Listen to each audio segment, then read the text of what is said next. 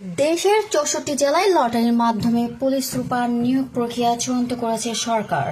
Desk report, সাথে আছি আমি জান্নাত আরা কলি। ত্রয়োদশ জাতীয় সংসদ নির্বাচনের দায়িত্ব পালনের লক্ষ্যে দেশের ৬৪ জেলায় পুলিশ সুপার এসপি লটারির মাধ্যমে চূড়ান্ত করেছে সরকার।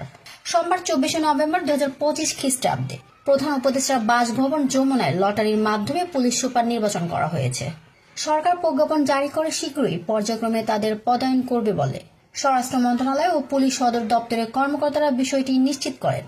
লটারির সময় উপস্থিত ছিলেন ভারপ্রাপ্ত আইজিপি ও ডিএমপি কমিশনার শেখ মোহাম্মদ সাজ্জাদ আলী। এছাড়া স্বরাষ্ট্র মন্ত্রণালয়ের শীর্ষ কর্মকর্তা ও প্রধান উপদেষ্টা কার্যালয়ের প্রতিনিধিরা উপস্থিত ছিলেন। সূত্র জানায়, জেলার পুলিশ সুপার নির্বাচনের ক্ষেত্রে অতীতে এসপি হিসেবে দায়িত্ব পালন করেছেন এমন কর্মকর্তাদের তালিকা থেকে বাদ দেওয়া হয়েছে। পুলিশ ক্যাডারের ২৫, ২৭ ও ২৮তম ব্যাচের কর্মকর্তাদের মধ্যে যাচাই বাছাই করে একটি ফিট লিস্ট প্রস্তুত করা হয়। ওই তালিকায় কর্মকর্তাদের মধ্যে থেকে ম্যানুয়াল লটারির মাধ্যমে ৬৪ জেলার পুলিশ সুপার নির্বাচন করা হয়েছে।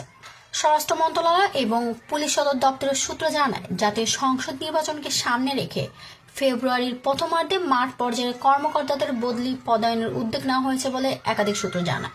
প্রধান উপদেষ্টার নির্দেশ মোতাবেক যোগ্য কর্মকর্তাদের তালিকা কমিটির হাতে দেওয়া হয় এবং লটারির মাধ্যমে পদায়ন চূড়ান্ত করার সিদ্ধান্ত নেওয়া হয় বলে এই প্রতিবেদককে জানায়।